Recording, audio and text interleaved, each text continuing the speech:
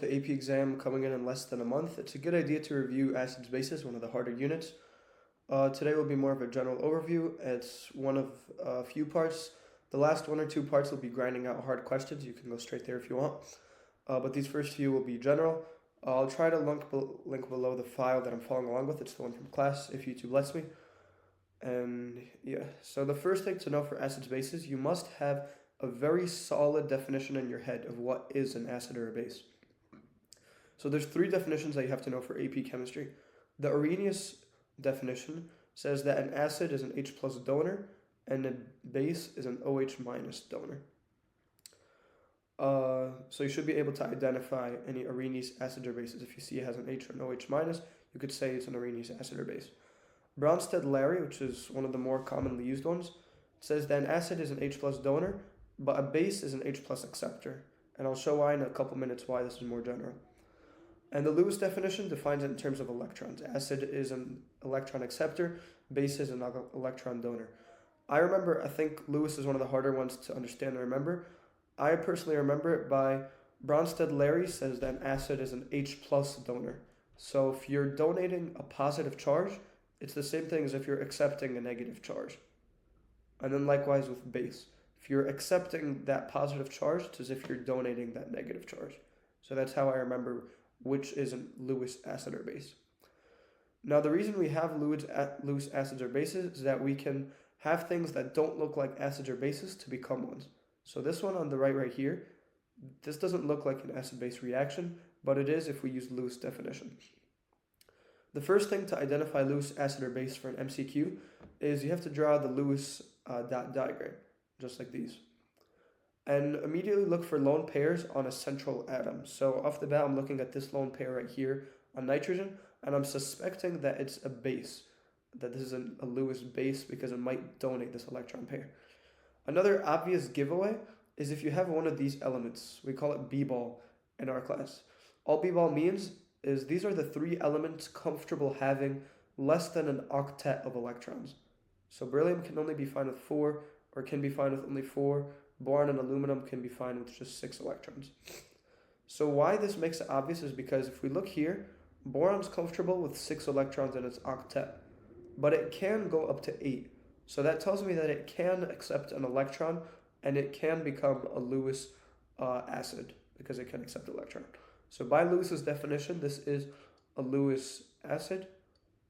A Lewis base, and this is a Lewis acid. If we want to write down the reaction for acids bases, let's first go over the strong acids and bases.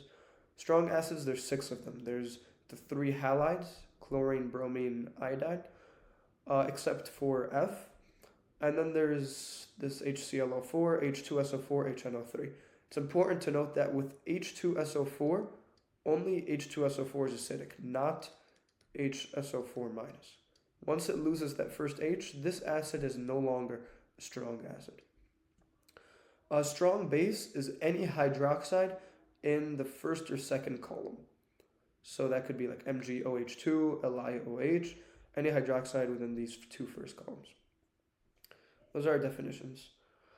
Moving on, let's quickly model the reaction of acids bases. So if I had HCl, what's easy about a strong acid or base is that it dissociates fully. It's this one-way arrow, there's no need for equilibrium.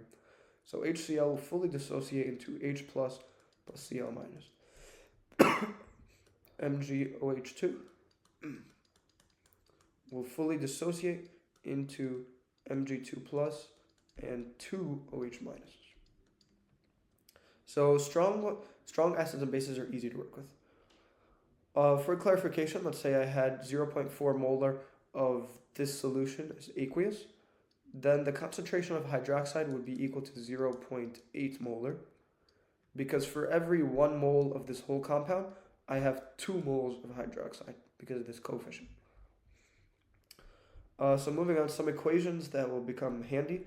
POH plus pH equals 14, negative log of concentration of H plus equals pH, of OH minus equals POH. And if you do a little bit of math, multiply negatives on both sides and raise 10 to the power of each side, you'll get these equations right here, 10 to the negative pH or 10 to the negative POH equals H plus and OH minus. I believe a lot of these equations are on your AP sheet, but regardless, they should be in your head. You don't want to waste time looking for them on the sheet. So for this solution right here, this is the concentration of OH minus. So I can find the POH by doing negative log of 0.8. And whatever value I get, that will be the value for my POH.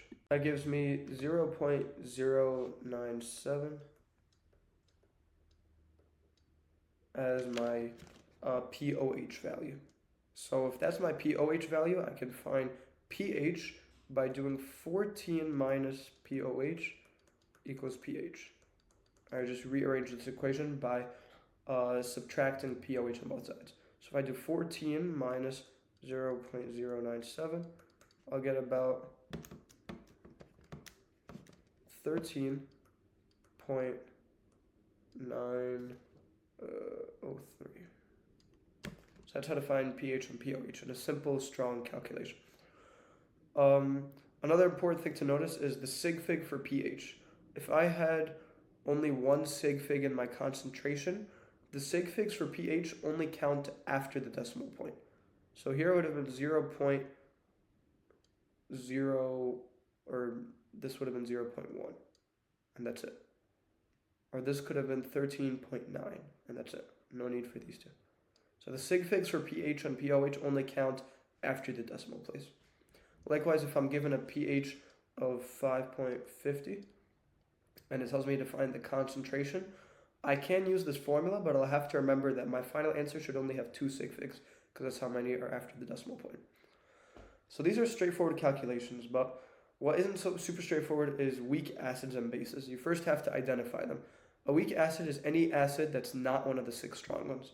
A weak base is usually identified with some group of N. So the most common is NH3 ammonia, or you could have really any organic compound like this, for example, and you could also confidently say that this is a weak base. For weak base calculations, you can't just do as we did above. We'll have to use an equilibrium equation. So first we'll set up our equation. Let's do HF dissociates into equilibrium era, H plus F minus. So if we had 0.100 molar, we have to set up an ice chart, and this will be 0, 0, minus x plus x plus x. X here, and this will be 0.100 minus x. Now with a lot of acids bases, you can usually ignore this minus x term, but you will have to check with the 5% rule. A common rule of thumb is if your Ka or Kb is less than 10 to the negative 3, so if it's 10 to the negative 5, you probably are safe doing it. But at least on your AP exam, you should write 5% rule, so you show them that you know what it means. So setting up this basic equilibrium, we'll do x squared over 0.100 equals the Ka, which is 7.2 times 10 to the negative 4. So I'm going to multiply this on both sides, and then I'll take the square root to get my value of x. So when I put that to my calculator, I get about 0.0085, and I'm keeping track that there's 2 sig figs because of my Ka value. So this is the molarity of H plus and of F minus.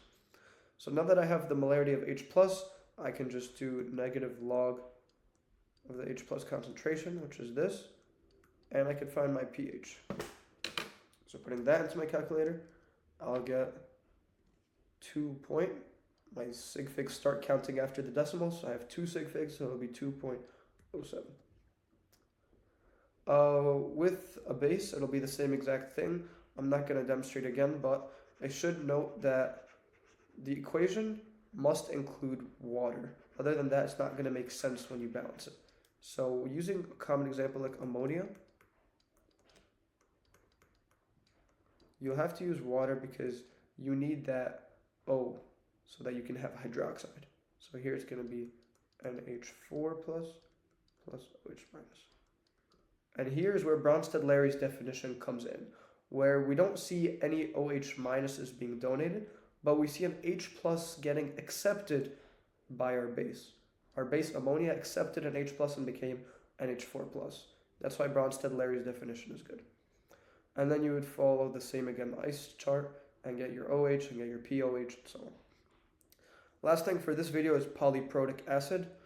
It's a bit of a tedious calculation. You can do it twice or 3 times depending on your acid. So you'll again set it up like an ice chart, noting that only one H comes off at a time. So our first step is going to look like this. We have 0.10 molar. Notice that my Ka value is extremely small, so I'm going to ignore this minus X. So this will end up being 0.1. And then 0, 0, plus X. So setting up this equilibrium, it'll be the products multiplied, so X squared over 0.100 equals my Ka value, just like this. And then we follow the same process to isolate for X. So multiply 0.1 on both sides and take the square root of that. And I get my concentration to be about 1.05, or really if I want to keep 2 sig figs, this one around here, this would be 1.0 times 10 to the negative 4 molarity. So this molarity is of H plus and HS minus. One sec, we'll set up our next acid because we still have HS minus being produced, which is also an acid we have to respect. So it'll produce H plus S2 minus, and we'll set up again our ice. And this will have a different Ka value. So this will be Ka1. This will have a different Ka2 value. Could be, for example, 2.4 times 10 to the negative 11.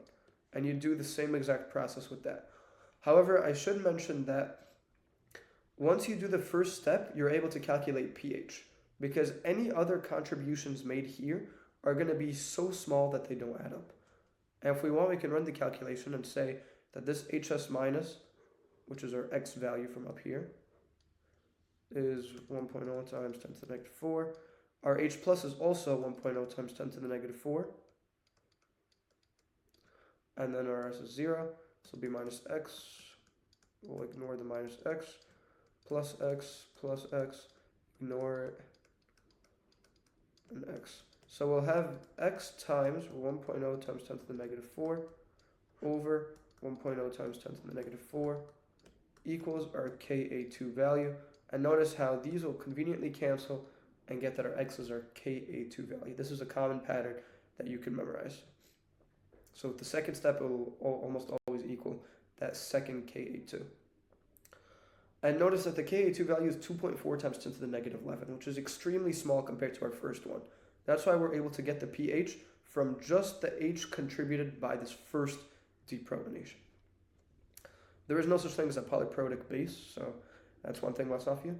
But yeah, that's our intro to acids bases. Stay tuned for the next part. Thank you for watching.